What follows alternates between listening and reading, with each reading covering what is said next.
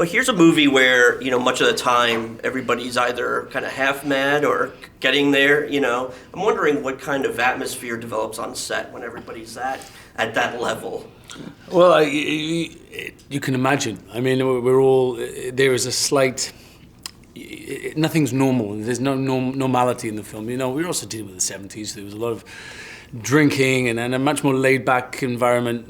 People were experimenting a little bit more, and I think this high-rise sort of encapsulated all of that energy, and you felt it. I felt it every day. You sort of had to go with it, and it was very hard to switch off. Often I find it quite easy to switch off at the end of a day of filming, but with this, it sort of left its mark in it's quite enjoyable way. I mean, I enjoyed the 9 weeks we were there. I mean, I sort of lived Wilder quite often off the set as well as on. It was such an animalistic character and such a fantastic performance from Luke. But it was so intense. Every day you had to be kind of voracious, and this guy just doesn't hold back, does he? No. But we were all living together in this hotel in Belfast, and there was something lovely about being in one environment.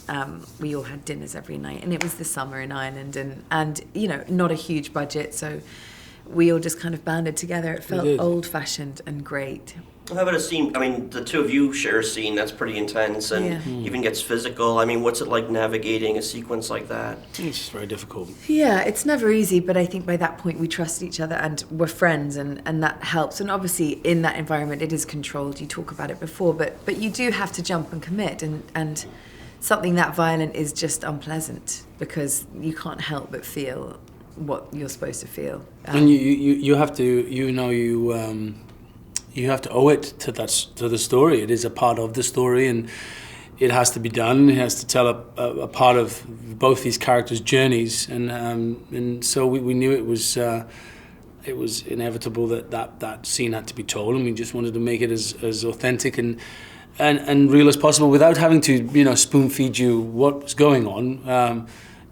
It really shows the breakdown of humanity and between two people that at one point, were very charming and pleasant to each other. It's very, very dark. I wonder if either of you went back to the book for additional material or if you were just using the script as your basis. The book was the starting point, I think, for all of us, as it should be. And it was a pretty accurate adaptation. Of course, there is stuff in the book that was useful for all of us, I think, just background and thoughts.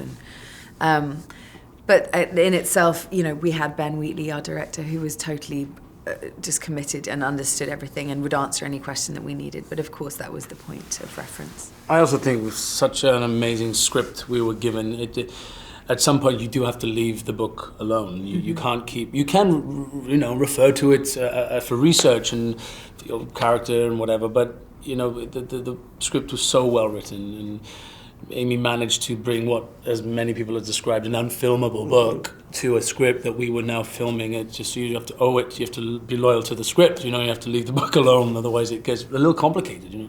I have to bring up the dance-off between you and Tom Hiddleston, which is a fantastic It was scene. amazing to watch. Yeah. Was everybody there for that? Two boys that like to dance. The intensity, there was some serious energy going on, and it was a one-upmanship. It really was. We loved it.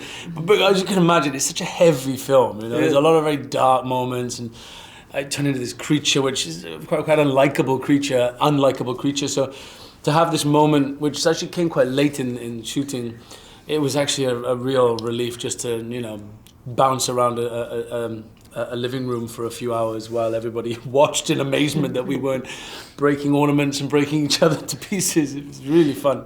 Luke, I have to ask, you're coming off a string of really big budget studio movies, action movies and stuff. And I wonder if for an actor like yourself, is it more creatively fulfilling to do something like this?